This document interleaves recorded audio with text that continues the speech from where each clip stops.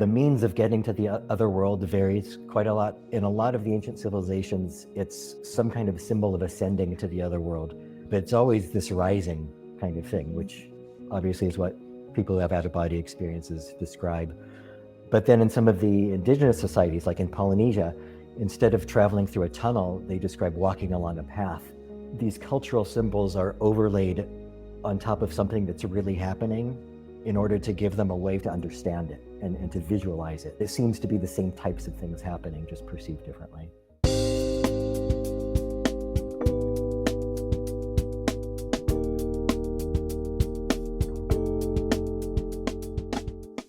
Gregory Shushan, Ph.D., is a historian of religions, an award-winning author, and the leading authority on near-death experiences in the afterlife across cultures and throughout history.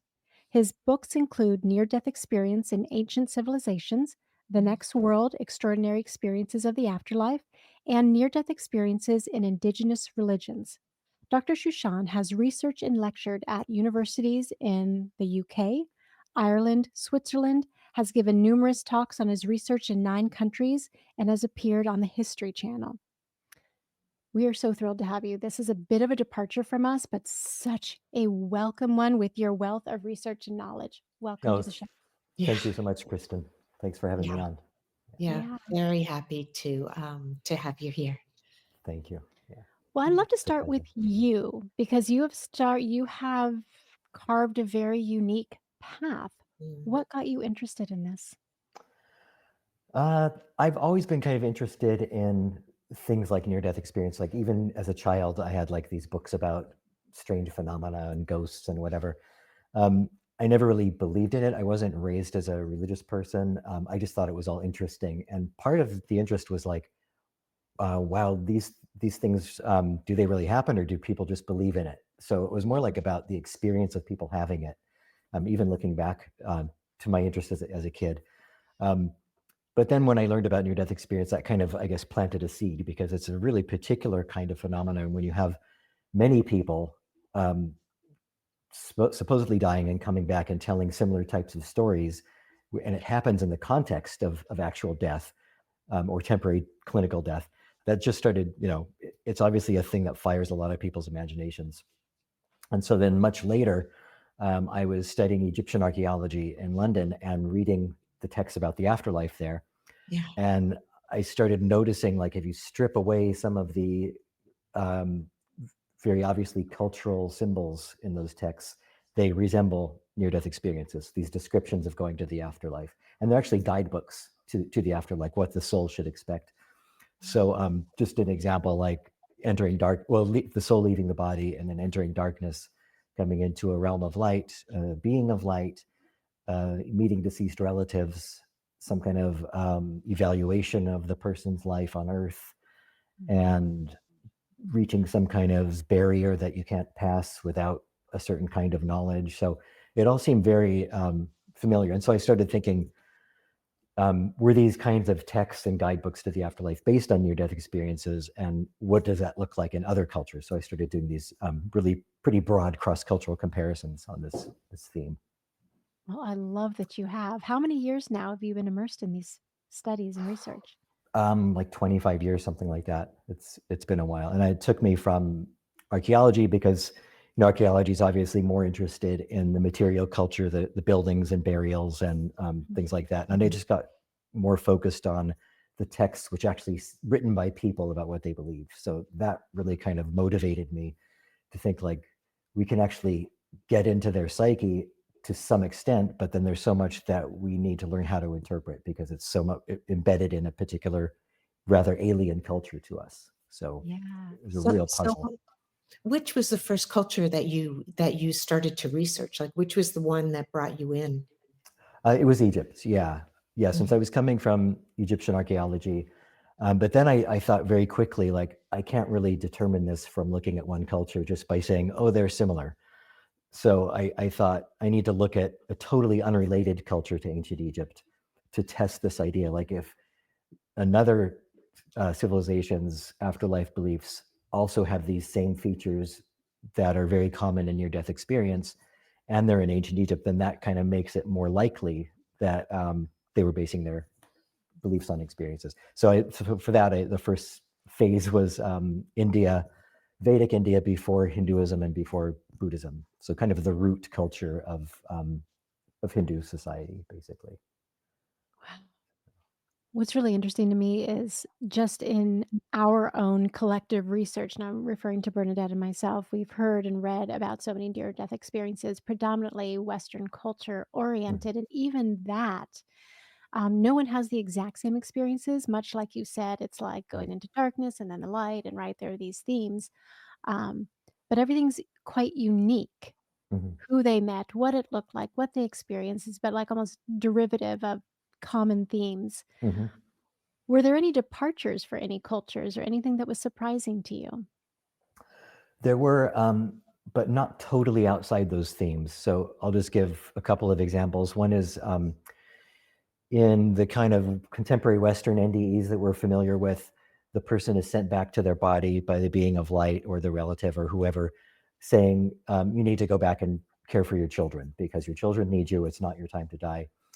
Or go back to be with your loved ones in some way. Sometimes it's like, finish your novel. You need to fulfill what you were put on earth for. But in some other cultures, so in China, in some cases, in small scale societies, it's the reason for being sent back is we actually got the wrong Gregory Shushan. There's somebody with your name who lives in this village in Iraq or whatever. That is so And funny to me. yeah, and so then that person's going to die, this poor person who just happens to share my name. I will come back to life and I will be the one who had the NDE. So the idea of being sent back to the body is the same. The fact that it's kind of facilitated by this spiritual being is the same. But the reason for it is completely different. So, and that's, and the similarities are very interesting. Like the first thing I was saying about India and Egypt, but Yeah. then almost more interesting, or at least equally interesting, is the fact like, what is that difference coming from? Is that really happening? Or is it something that the consciousness is kind of creating a plot in order to understand the experience that they're having? It's kind of endless. It's like the Russian dolls, where there's one Yes. mystery inside another. So Yes. Exactly. Well, so as you began to research, were there any, uh, I don't want to say big surprises, but when you compared India and Egypt, did it make you go, okay, I really need to do this across the whole world? Or, I mean, like, what kept spurring you on to continue the research that you were doing? yeah, initially it was the idea of the similarities, and so I had identified about 9 very specific elements of a near-death experience, which just happened to be, well, not just happened, but I happened to find in Egypt and India as well, and they were, again, leaving the body. Seeing the body was another important one that I kind of isolated. That's not something that's talked about a lot in NDEs. It's not usually included in like the Grayson scale or whatever, where actually you see your own body lying below. And that's often the thing in these ancient texts that make the person realize that they're dead and that they've still transcended death and they're still conscious and still alive. Yeah. Um, and you hear near-death experiencers talk about that, pretty often. That was they're either in the operating room or the accident site, and they think, "Wait, that's me," and yet here I am seeing myself from this perspective. So that was one. But yeah, it was really just the wanting to extend this possibility. Once I found all these similarities in those two civilizations, I just thought like, this is way too specific with this set of these 9 elements to be recurring in these civilizations. How far can this be extended? So, what other culturally independent cultures can I look at and try to see if it's happening elsewhere in the world? And it was just kind of like one thing led to another. And what I did is I decided to, rather than looking at, say, Greece and Rome were intimately connected with Egypt. They grew out of, earlier Mycenaean and Minoan culture. Rome was basically a carbon copy of Greece in a lot of ways. There was influence from the Judaic world. So it was really a cultural melting pot. Whereas Egypt, for example, was a cultural melting pot, but from small people within the Nile Valley and surrounding areas. But it was like its own civilization completely. So I wanted to find other civilizations like that to be like a similar type of comparable civilization. So Sumer was another one, ancient Mesopotamia, and then China before Buddhism, India before Hinduism, as I mentioned, and Mesoamerican cultures of Maya and Aztec. So, and none of them, despite what you might see like on Ancient Aliens or whatever, there was no, it wasn't the Egyptians traveling to Mesoamerica to build their pyramids. That it just didn't happen. It was completely culturally disconnected. So, Yeah. so it wasn't a case of sharing of a myth. So with the archaeology gene in you as well, did you find yourself, so you just said that the pyramids that we find in South America um, weren't built by the Egyptians coming over and teaching them how to do that. So did you kind of go both ways, like looking at not only the near-death experiences, but just the fact that these cultures that are so far away, different continents, that their ancient cultures were similar, they had similarities, I guess is what. A little bit, but I really just tried to focus on the one question of what their afterlife beliefs were, and Mhm. if those afterlife beliefs, corresponded to the near-death experience. But it was interesting because a lot of these civilizations also shared other kind of markers of what we consider a civilization, like monument building and agriculture. These things are a little bit outdated now. It's not really so cut and dry. Like it used to be, literacy was considered to be a mark of civilization, but the Incan Empire didn't have actual literacy. They had this rope kind of language. So, but for the most part, other than India, they all kind of shared kind of similar social structures. India seems to be not like a big centralized state like the other ones were, but nevertheless, they still occur. And with my second big project on the indigenous religions, these are all small scale societies, Native Americans, Polynesians. They also obviously had near-death experiences in totally different types of social organization. So I just wanted, again, it was like a kind of scholarly way of preempting arguments of people saying, well, of course they're similar because they're the same kind of civilization. So Right. So with that, in terms of the scholarly legitimacy to say, no, no, no, I've really researched a vast number of cultures. How are there other people like you doing this? How hard was it to find this information? I'm just imagining you wake up in the morning, you're like, okay, I've got my mission.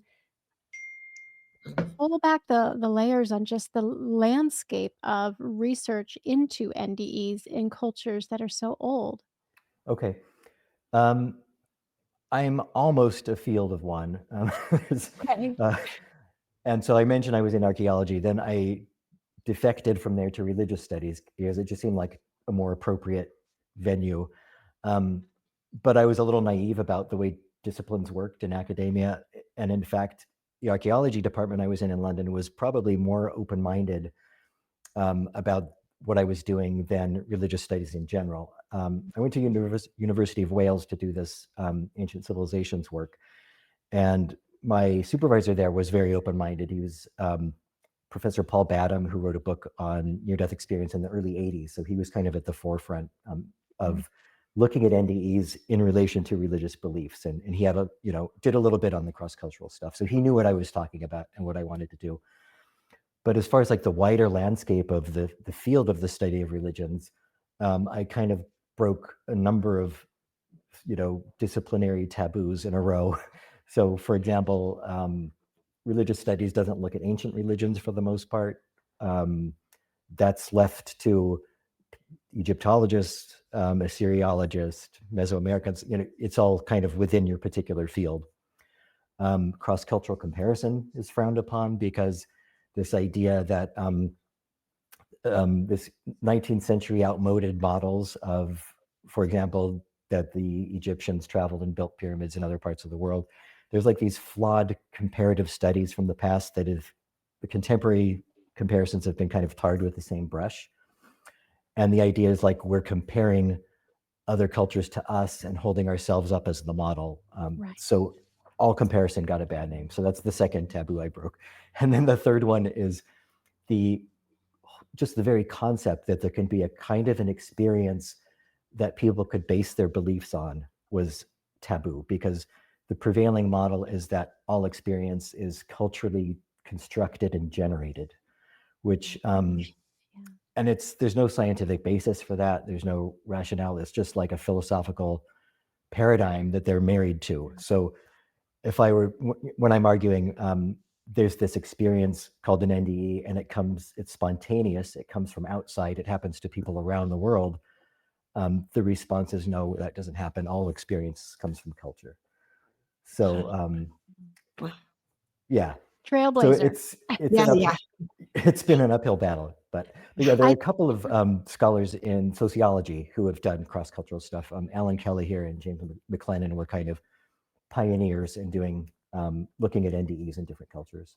So I'm still standing on the shoulders of giants, as it were. But as far as consolidating and doing these big studies and looking at the problem in this kind of depth, I'm kind of the main guy doing it. Well, that's amazing. Thank God you are. And so as you're Thank you. sleuthing through these old, I don't even know the artifacts, how do you even know, like, oh, this is an NDE, or you know what I mean? Like, I can imagine it can be a little abstract or Oh difficult to yeah, discern. that's a great question. Yeah, I should mention, so near-death studies, the field is like 50 years old this year with Raymond Moody's Life After Life. Yeah. And even at that time, he noted that, there's no two experiences that are exactly the same. And he mentioned the myth of from Plato, which is one of the earliest near-death experience. So he kind of noted some of this stuff, but there was no term for near-death experience before Moody. So when I was doing this research, it's not like I can look in the index near-death experience. So, Exactly my point. yeah. So for the ancient civilizations, it was reading about their afterlife beliefs, because the goal there was comparing the beliefs with what we know about the NDE. But in the process of doing that, I would come across, an ancient Vedic formula for calling the soul back, and it would describe what the soul would see in the other world and the method of bringing the soul back. So that's obviously a reference. It shows that they had knowledge of NDEs, basically, and they knew that conscious experience could happen while somebody appeared to be dead.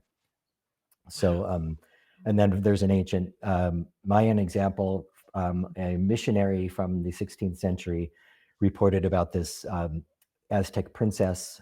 Not Mayan, Aztec. She was an Aztec princess who died and came back to life, and she had this full-blown near-death experience. So they're kind of embedded in these in the text, and it really is just a matter of putting in the hours and doing the legwork.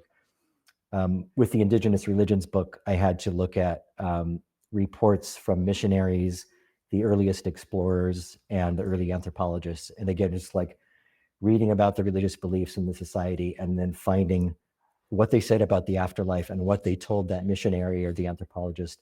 And often it would be, we know about the afterlife because this particular person went there and he came back and told us what it was like. So they actually even had that rationale for their own belief system. Did you find a connection? I mean, did all parts of the world fall under the 9 different things that you said would consider it to be? And was there anything that was like in the Americas that was different from, the other side of the world? So for example, the idea of encountering the corpse and seeing the body while you're outside of your own body, that I didn't find that in India, for example. They had a general concept of the principle of decay at the center of the underworld, which may or may not kind of be related, but that was also still like a symbol of rebirth and coming back. So on a kind of symbolic level, they were all there, but in a more explicit level, that one was missing. That's the only kind of glaring example I can think of.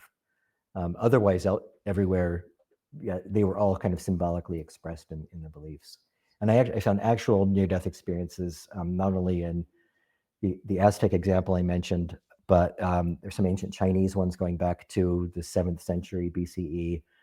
And those were recorded as official government documents. And, this was happened to this person on this date in this province, and I hereby submit it to the official bureau of, So, and that was a real distinction between the religious texts, and it gives us a whole different way of looking at it. And we know that people saw them as actual real experiences and evidence for the afterlife. As evidence, as evidence. With this idea of either experiences or evidence of the afterlife and how they shape civilizations and belief systems, that must have been really interesting. Anything you can share about, you have these 9 characteristics of an NDE and yet place them in these different cultural contexts and how that shapes belief. Is there anything you can share about that? Wow. There's so many of them kind of all embedded throughout the It's a books. hard question. Yeah. You can modify the question as need be. Well, I'll say, actually, I have an interesting example. There's some Native American accounts where the missionaries would be, kind of the purpose of the missionaries recording the Native beliefs were basically to understand them, to know how to better convert them to Christianity.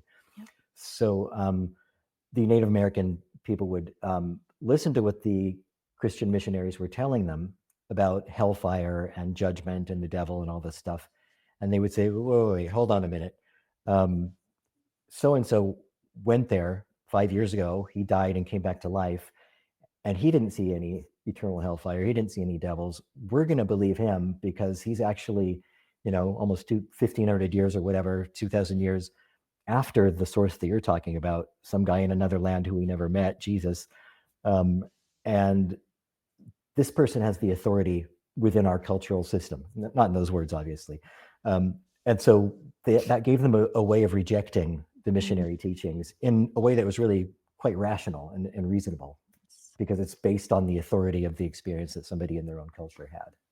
Mhm. Yes, yes. So, Were there any entities or beings that people saw regardless of civilization that, much like, the pyramids in one part of the world, a vastly different part, and you're like, there's no way there's any relationship between the two?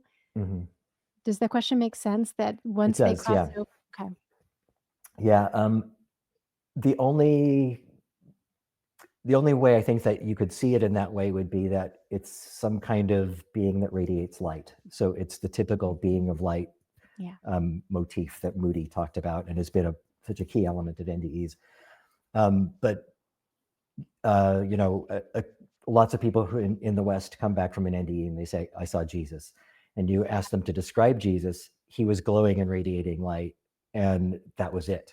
So and they imposed the identity of Jesus. Maybe, in their psyche, maybe he even appears as Jesus to some people. But, you have a Zuni NDE and they say, I saw a Kachina and he was radiating light. Or Mm. going way back to the Sumerian, there's a very early, possibly the world's earliest NDE, was to a king named Bilgamesh, who's more popularly known as Gilgamesh. The Epic of Gilgamesh was about this king who was a real person. And in his NDE, he also met gods who were radiating light. He met Utu, the sun god. So, Mhm. but no, you don't have people in Aztec culture saying Utu, the sun god. So, Yeah. so it's all about the interpretation of this particular spiritual being. But Yes. even that, it's not. Not everybody always sees a being of light. So Right.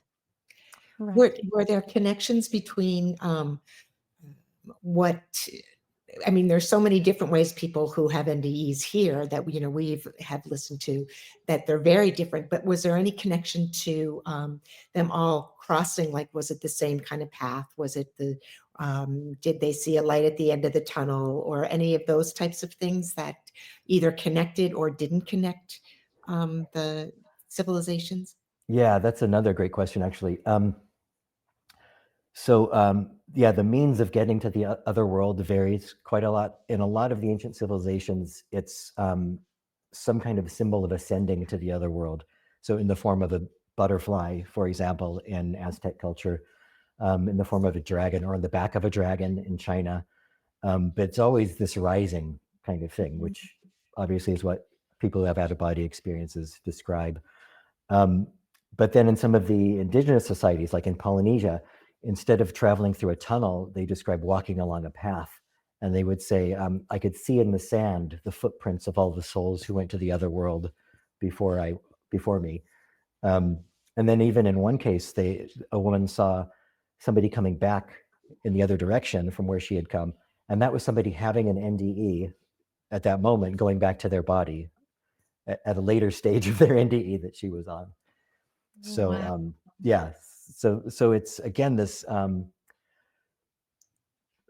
way I look at it is like these cultural symbols are overlaid on top of something that's really happening in order to give them a way for the person having an NDE to understand it and to visualize it.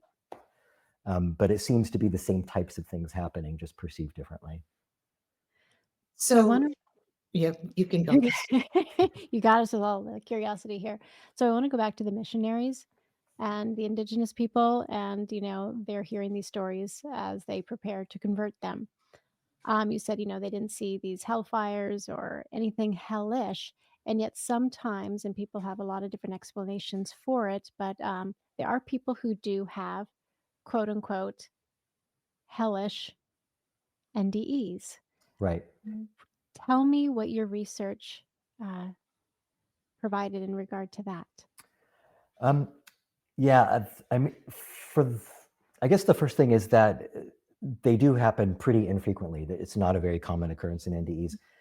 And what distinguishes them, other than the fact that they're distressing, from regular NDEs, is that they don't have the same kind of cohesive structure. Like they're not like all of the distressing NDEs or have that same set of similarities that I That's talked right. about. I A never lot of thought of them are, yeah, they're confusional, and they're like, I was in this foggy place and I felt like there were hands trying to drag me down. So it's all kind of amorphous and scary, but it's not like this set of events. right. I think they might be expressed in some of the texts. Like, for example, in ancient Egypt, there's a fear of the abyss that comes up over and over and over, and a fear of basically annihilation, of becoming nothing rather than being tormented or punished or reaching a positive realm. And then obviously very enculturated things. There's apes who are trying to cut off your head as you're trying to pass through these specific gates. And there's a snake that spits fire and things like that. But I think it's more like those I see more as like a description of the psychological things that you need to negotiate on your journey, which I think is probably the same with distressing NDEs. It's Mhm. it's maybe it comes from not letting go and accepting the experiences as it unfolds and trying to cling and hang on and control it. I don't know. Mm. This is might be a strange question, but do you, because you were talking about how in each culture that they're when you brought up the I think you said Polynesian, the ones where they see the steps, Mhm. do you think uh, the culture you can be taught to have an NDE in that way? I know that I don't know if that's coming across in a coherent way, but that it's something that culture, so that there was no fear of crossing anyway. That so if you had an NDE, this would be what it would look like, or Preparation for death and helping people have a relationship Yeah, with the yeah, afterlife. that's actually a great question, because even though I found quite a few in a lot of these societies, especially Polynesian and Native American, um, it was always seen as an extraordinary thing. It was never just like, this is what happened. It's a part of everyday life. But at the same time, there were like these shamanic rituals related to near-death experiences. And often shamanic journeying was intended to, they called it soul retrieval in anthropology, where they would actually go to the other world to bring back the soul of somebody who is dying or in danger of death. And obviously that person is having an NDE. And if they come back to their body, it was the shaman who enabled the NDE to happen. So they did have this conscious awareness of like the possibility of being able to have this experience without dying. And, of course, we have no way of knowing if they really did, or if it was just imagination, or the drugs they were taking to facilitate the experience, or sometimes like with the ghost dance. A lot of people are familiar with the ghost dance traditions in Native America. But most people don't know that they were founded on the near-death experiences of the prophets who actually founded these ritual practices.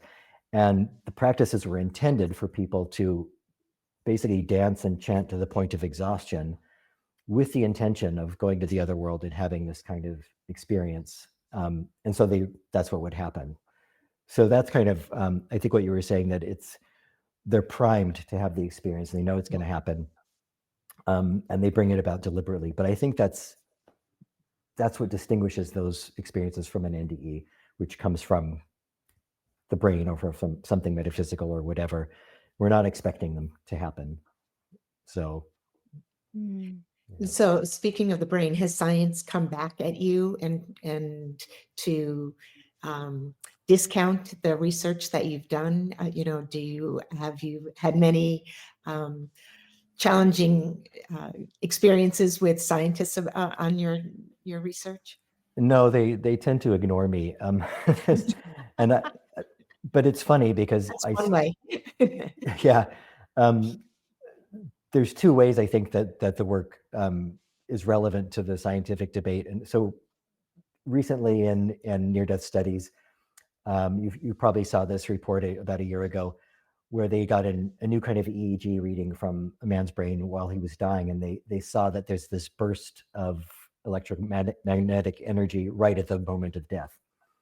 So the scientists speculated this is evidence for the life review. This is what's happening with an NDE. It's a hallucination caused by this burst of energy at the moment of death. So in response to that, if a scientist were willing to look at cross-cultural evidence, they would find that the life review does not happen in the way that they believe it does cross-culturally. So we have this idea of this panoramic life review where all your memories are flooding your brain at once. And people even say that they experience the emotions of other people. If you hurt somebody, then you're going to experience their emotions We during were your life just review. talking about that. Oh, That's you what we were? were sharing. Yes, yes. Okay. But in other societies, it's that panoramic sort of life review is basically missing. There's always some kind of evaluation of your life, but that particular version is a very Western, modern, contemporary idea. Yeah. So, so that scientific interpretation, this is the life review, only applies to Western contemporary NDEs. And because the human brain is the same, it should be doing the same things at the moment of death in all societies. So why aren't other people having a life review based on a burst of brain activity at death? So yeah, it's kind of a challenge to that way of thinking. And then at the same time, people who accept NDEs as evidence for an afterlife tend to say things like near-death experiences around the world are all the same, and that proves that they're evidence for an afterlife. And again, this work challenges that interpretation. My response to that is, why does it have to be the same? Why can't there be different manifestations of an afterlife? So Yeah. Well, it's I'm an end of life doula. Have a certification end of life doula. So for me, and I've worked within the elder community, for me, it's like this in this culture, we don't talk about death. Like death is right. not something that is brought up. And so there's so much fear, huge amount of fear in our Western culture around death and dying. I mean, I think it's slowly changing, but in other cultures, it's not, it's always talked about. Yeah. And so that's where a lot of, as you've been talking, it's just been reminding me that part of our culture, our cultures all around the world talk about death differently, just Yeah. even in how we approach it even as a child. Yeah. Right. And I'm sure, as you found in your work, that there's still a stigma surrounding people talking about these extraordinary end-of-life experiences, whether it's an NDE or deathbed vision or whatever. People still really, they think, people are going to think I'm crazy or I'm a mental patient or whatever. So Exactly. And I know our questions are really geared towards you as an academic, a scholar, a researcher, but you're also a human being. right. How has this shaped your sense of being alive and your relationship to death and the afterlife? Yeah. I think I mentioned earlier, I wasn't raised religious, and I didn't have the kind of the academic term is toxic theology, that kind of upbringing where I grew up afraid of a God who is watching my every move, and they're going to judge me and I'm going to suffer in hell. I just didn't have any of that. So for that, I'm fortunate. And also my mother was she's a writer and was an academic. She studied William Blake in relation to the psychedelic experience. She's of that generation. And she would take us to the Hare Krishna temple and a Buddhist temple. And then I had a Catholic grandmother and a Rosicrucian aunt. So I was kind of exposed to all this religious diversity pretty young. So I've always had a kind of, respect and relativism, appreciating the different cultures.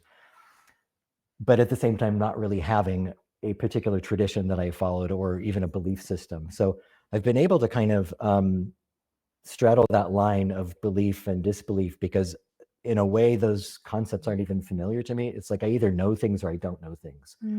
So I'm able to kind of dwell in that cloud of unknowing, as they called it, like in medieval theology. And I don't mind it. I think it's okay to not know. But at the same time, just having read so many accounts and descriptions of what people who have experienced the death dying process much more intimately than I have, I think that there's nothing to be afraid of with death. All those toxic, threatening teachings are just not what's reported by people who have NDEs, and I think we can take some kind of comfort from that, even if that experience is temporary, and maybe the NDE is like just the prelude to consciousness dying, for all we know, because we don't know what happens beyond that. Still, it doesn't seem like there's anything to be afraid of. So I think it's cemented that lack of fear in me. Death, So you have not had an NDE? No, I haven't. Have you had spiritually transformative experiences? Do you feel connected with spirit? Do you feel? I also do a lot of ancestral work, and I have had ancestral experiences, and actually have a guide that is with me. So I have that kind of understanding of the other side, and I'm curious if you've had any experiences in that way. Yeah, I've had probably the closest I've had is oneness with nature kind of experiences, with animals. When I'm traveling, when I get to like an ancient, I was recently in Belize and Guatemala, and when I got to the top of this pyramid at this place called Zunantunich, I was just at one with the universe in that moment. And there's something about those places for me that I just, they just hit me, and I kind of come alive in a different sort of way. And that's maybe, I could see that as a spiritual thing. I've had meditation experiences that are interesting, and when I was younger, psychedelic experiences. But something that was like so, nothing dramatic, like nothing like something external appearing to me, like a being of light or anything like that. I've had weird psychic experiences and like Ouija board things that make me wonder. Yeah. I mean, I had a really random precognitive dream about, it's so random. The woman, I can't even remember her name. She was the actress in the 1950s Creature from the Black Lagoon movie. And I had a dream about, she was like sort of hovering above me in a spirit form and trying to talk to me. And the next morning I wake up and I'm having my coffee and I look at the news and she died that night. And it's like, what? Why me? So I still have no way of explaining that. And I just can't imagine how that could be a coincidence. But at the same time, it's meaningless. Yeah, you reaching out into the ancient worlds there's no way that the spirit world is not honoring you for the work that you're doing, and to, that they are with you. But that experience is pretty wild. Yeah. Well, and if that is happening at the same time, they're holding back. And like, maybe it's saying like, keep doing it from this academic neutral perspective and don't become a believer. Because I won't name names, but some scholars who do become believers, they go off a little bit into left field, and their academic credibility suffers, their work suffers, because they no longer have the scientific rigor that they used to have. So that makes sense. So staying in your lane really serves this process. Yeah. So I'm going to go out of the lane for a little bit. Okay. Having just said that. So over the years, and it's becoming far more prevalent if you turn on any sort of streaming channel. The idea that we are not the only ones, that in the cosmos there are there's different life forms and consciousness, Hmm. particularly with the pyramids. Hmm. Have you done any research, or has any of this surfaced in the research of extraterrestrials, or whatever the vernacular is to speak to them? Yeah. In fact, when I was, a teenager, I was reading, the Chariots of the Gods books and the Bible and flying saucers and this kind of stuff. And it was probably one of the things that actually got me interested in the ancient world. So when I started studying it more formally, I thought, "Oh, I'm going to go back to that and see if there's any credence to any of that stuff." Yeah. So I did, and I read Graham Hancock's first book, Fingerprints of the Gods, I think. I'm not sure if that was the first, but one of his early ones. Went back and looked at Chariots of the Gods, and then started looking at other books that were addressing those claims and debunking them. And I did find that there is really nothing in those claims that they're claiming. I mean, there's just nothing to them, and pretty much every one of them is either it's something that's not quite understood because you don't understand the culture yet in enough depth, Yeah. um, or it's something that's demonstrably, provably not related to aliens in any way. So it's a misinterpretation. A good example is the Mayan king who is sitting in a chair, and people want to say he's in a spaceship, and then there's like, it looks like there's clouds beneath, and it's actually the mouth of hell, or the mouth of the underworld. And we know that that's the case, and yet this keeps being pushed out Mhm. there as evidence for aliens in the ancient world. So I mean, obviously nobody can say categorically there were no alien visitations in the ancient world, but there's no evidence in actual archaeology. Mhm. Another good one is like these hieroglyphs that look like helicopters and flying saucers. I don't know if you've seen those, and Mhm. those are very clearly proven to be the Egyptians would reuse monuments. So one king, rather than all the expense of building a new temple, he would just take over another one's, and they would chip the hieroglyphs over them for what they wanted them to say now.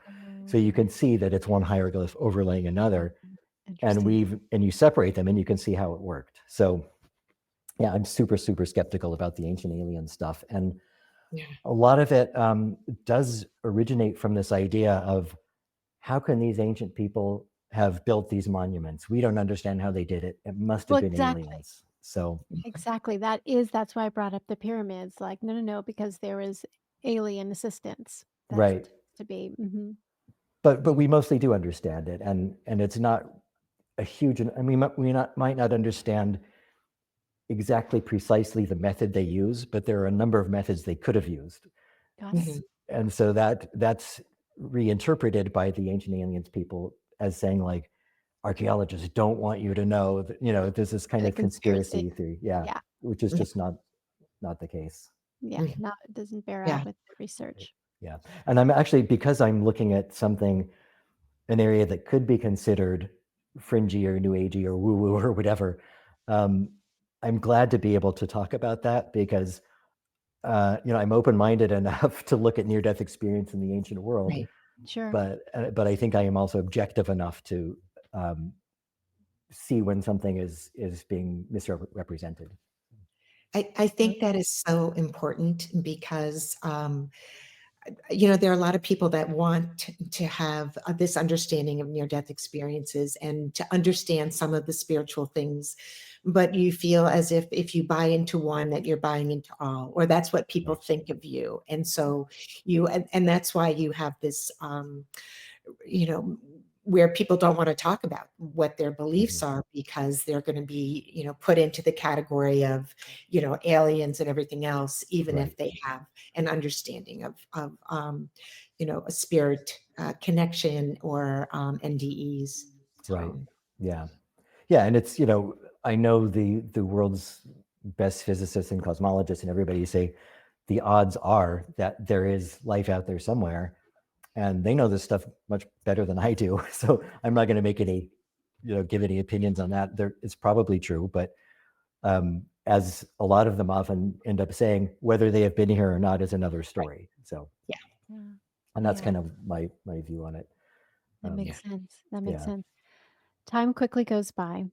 So I don't know if this is the final question or the best question. I want to leave it open both to Bernadette and to you as well, Dr. Shushan, if there's something we have yet to ask that feels important that we haven't touched upon. But now that you've been doing this work for as long as you have, what feels most important about your devotion to this life's work and how it serves where we are in our evolution collectively? Wow. It's a big question. It's a huge one. It's a huge one. um, on the kind of individual personal level, um, I would hope that the kind of things I was saying, the way it's helped transform me and cementing that lack of fear of death, I hope that that would translate to other people, and that other people who might be struggling. And um, some people have a near-death experience and they say, but I didn't see a being of light. What's wrong with me? Or why didn't I meet my mother? Why wasn't she there for me? And it's really, the answer is we don't know. And it's because these experiences are different. There's not one model that you need to conform to. Otherwise, you're abnormal or there's something wrong with your spirituality. It's just accept things for the way they're happening, but also understand it's not going to be that you're going to suffer eternal torment. I mean, I think I can pretty clearly say that. But then on a kind of wider academic level, I really do hope to kind of change the narrative of near-death studies. And sounds a little grandiose, but to change the history of religions, because the history of religions is like completely ignored this topic. It kind of Right. crops up every 50 Yeah. or 100 years in a paragraph or two in an obscure anthropological work. But this idea of these extraordinary experiences impacting people's religious beliefs and their lives and their spirituality it's completely under the radar. So I'm hoping that will Yeah. change the narrative, basically. Yeah. I love that. Yeah. Oh, I love that a lot. I love that a Thank you. lot. Is there anything we haven't asked you that No, feels actually, that last thing I was going to mention was probably it. Yeah, about going back to the 19th century. I was really surprised to find um, there's an anthropologist named E.B. Tyler, and he's writing something like, around the world, I have found these accounts of people who claim to die and come back to life. It may be that their beliefs are based on this, and then that's it. And then the next 50 years, nobody talks about it. So what I thought was had this original idea I discovered had been like peppered here and there through anthropology and history of yeah. religions. And but as far as consolidating it and bringing it together and putting it out in the current academic world and saying, hey, look at this stuff, Yeah. because Right. it is the fact that we don't know the nature of consciousness, let alone the nature of a near-death experience, is almost irrelevant to that question. Yeah. But then once that question is, once that issue is accepted within religious studies, then it becomes a little bit more of an interesting conversation, I think. Mm. Absolutely. Yeah. Absolutely. Well, I know we are certainly grateful that you are, really insisting with your work that this is so important for us to recognize and have it not be just a tiny little sentence in a huge book of text. Well, and you So, also, yeah, you had said that it's the 50 years, and IANS, International Association of Near-Death Studies, their 50th anniversary is coming up in August, Right, where they will be celebrating all of these, all of the research that's been done in the last 50 years. right, yeah. I have a well, talk we're with them so coming up too. Oh, good. Oh, Yeah. good. So that's going to be the next thing to talk about how people can learn about you and all the rest. But before we go there, I think it's really exciting with this 50-year anniversary and thinking about how much our world is being transformed by technology, particularly Mhm. medical technology. It'll be really fascinating to see in the next decade, let alone the next 50 years, really how these conversations evolve and Mhm. what we can begin to understand and learn more clinically and scientifically that adds up some Yeah, uh, nuance to a lot of speculation for and sure. questioning. Yeah, it'll be fascinating. But you're speaking at IANS. How else can people reach you and learn more and find your books and all the rest of the good stuff? The book should be available pretty much everywhere where people buy books online, or possibly in your local bookshops, or they can order it.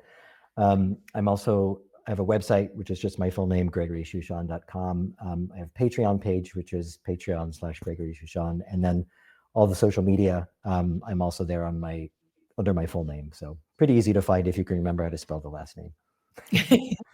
Okay. Thank you so much for your time. It's been Thank just you. fascinating. Really appreciate it. Thanks. Thank you. You too. How I Made It Through is produced and distributed by EIQ Media, LLC.